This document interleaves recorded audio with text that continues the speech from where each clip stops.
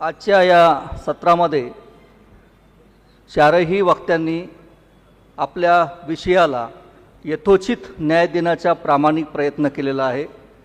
त्यांनी जे काही वक्तव्य केलं त्यावर भाष्य करणं इतपत मी पात्र नाही आहे, कारण ही सगळ्या माणसांनी मला शिकवलेलं आहे।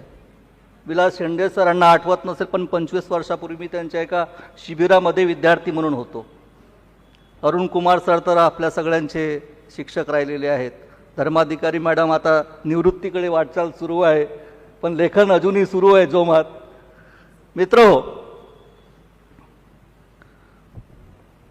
आपण अशा काळामध्ये सध्या जगत आहोत ज्या काळामध्ये आपल्याला 75 वर्षापूर्वी आपण एक संकल्प केला होता, त्या संकल्पाचा पुनर्विचार करण्याची गरज आहे। आणि तो संकल्प म्हणजे भारतीय संविधान, ज्याच्या संविधानाच्या प्रास्ताविकेचं आपण इथे वाचन केलं। आणि संविधान प्रास्ताविकेच्या वाचनानंतर डॉक्टर वेदप्रकाश मिश्रा सरांनी त्यावर अतिशय सुंदर असं विवेचन केलेलं आहे।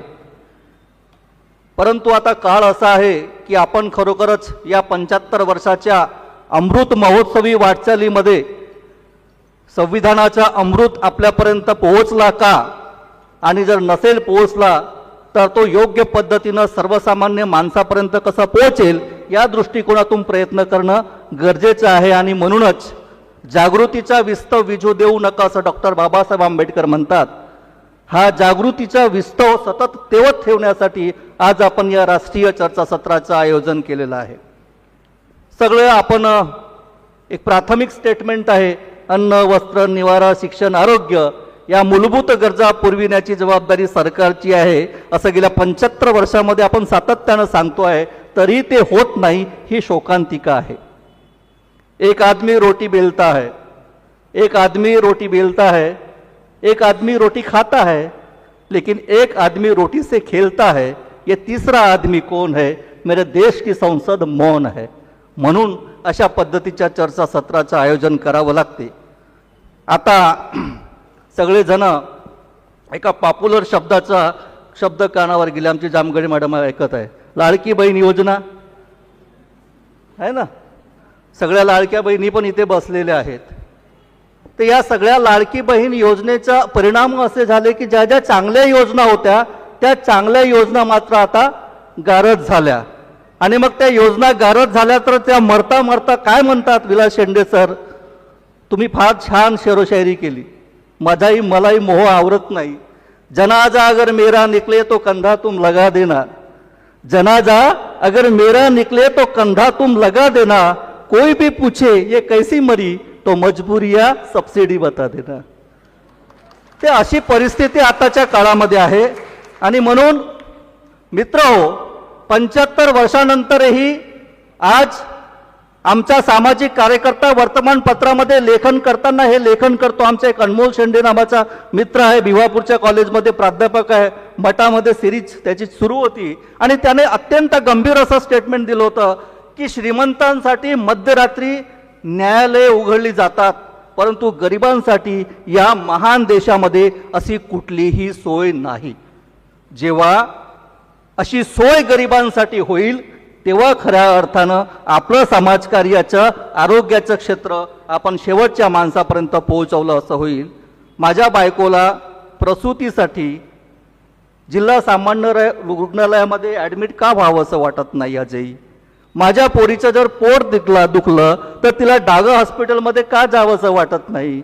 माझ्या भावाचा जर अपघात झाला तर त्याला उपचारासाठी मेयो हॉस्पिटलमध्ये का जावं असं वाटत नाही। फक्त काय आमच्या बॉड्या पोस्टमॉर्टमसाठी मेडिकल हॉस्पिटलला जातील का? हेल्थच्या सेक्टरमध्ये हेल्थचं सेटिंगचा जेव्हा आपण पुनर्विचार करतो तेव्हा हे लक्षात घेतलं पाहिजे की भारतीय संविधानानं आम्हाला जे आर्टिकल 21 दिलेलं आहे त्याचा उल्लेख प्रारंभीच्या सत्रामध्ये झालं की प्रत्येकाला जगण्याचा अधिकार आहे, आरोग्याचा अधिकार हा त्यामध्ये समाविष्ट आहे। आणि मग हा नुसताच जगण्याचा अधिकार नाही आहे, तर तो सन्मानाने जगण्याचा अधिकार आहे। आणि प्रत्येक माणसाला सन्मानाने जगण्याची हमी भारतीय संविधान देतो। ही हमी जर खऱ्या अर्थानं साकार करावयाची असेल तर समाजकार्याच्या क्षेत्रामध्ये काम करणारा कार्यकर्ता सुद्धा तेवढाच संवेदनशील सतर्क आणि जबाबदार असला पाहिजे आणि त्याच्या मनामध्ये बुद्धाची करुणा असली पाहिजे. कारण आमच्या भारताचं संविधान द्वेष वाटत नाही, आमच्या भारताचं संविधान अहंकार वाटत नाही, आमच्या भारताचं संविधान मत्सर वाटत नाही, आमच्या भारताचं संविधान राग वाटत नाही, आमच्या भारताचं संविधान करुणा वाटते, ज्याच्या आधारावर आजचा हा राष्ट्रीय चर्चासत्र आहे. आणि म्हणून मित्र हो, जेव्हा आम्ही मूलभूत अधिकाराच्या गोष्टी करतो तेव्हा आमचे काही कर्तव्य पण आहेत आणि मग ही कर्तव्य आम्ही निर्वहन केलं पाहिजे. मग आमच्या ह्या आरोग्याच्या क्षेत्रामध्ये जर सुधारणा करावयाच्या असतील आणि आरोग्याच्या एकूणच क्षेत्रातील सर्व घटकांमध्ये जर सुधारणा आम्हाला अपेक्षित असेल तर नागरिक म्हणून, जसं अरुण कुमार सरांनी सांगितलं, तर नागरिक म्हणून आम्ही आमच्या कर्तव्याचं निर्वहन केलं पाहिजे. आणि सरकार नावाची जी व्यवस्था या देशामध्ये आहे त्या सरकार नावाच्या व्यवस्थेला भारतीय संविधानानं डायरेक्टिव्ह प्रिन्सिपल ऑफ स्टेट पॉलिसीमध्ये हे निर्देश दिलेले आहेत. या देशातील नागरिकांचं पोषणमान व राहणीमान उंचावण्यासाठी आणि हे सार्वजनिक आरोग्य सुधारण्यासाठी सरकारने काम करावं, ते करण्याची गरज आहे.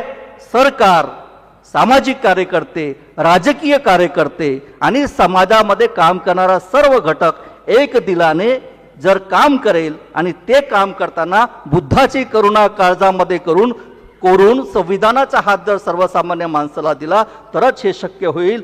एवढंच बोलून मी माझं अध्यक्षीय मनोगत या ठिकाणी थांबवतो. आपण मला संधी दिली त्याबद्दल सगळ्यांचा आभार मानतो. धन्यवाद.